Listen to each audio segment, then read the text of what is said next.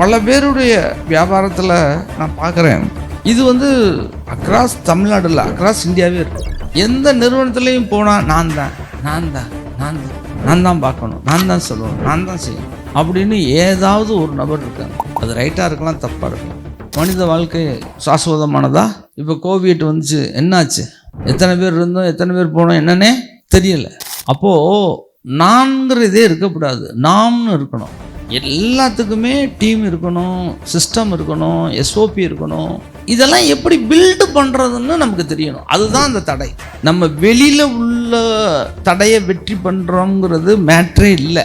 நம்ம மனதில் உள்ள தடைகளை நாம் எப்படி வெற்றி கொள்கிறோம் அப்படிங்கிறதான் மிகப்பெரிய மேட்ரு.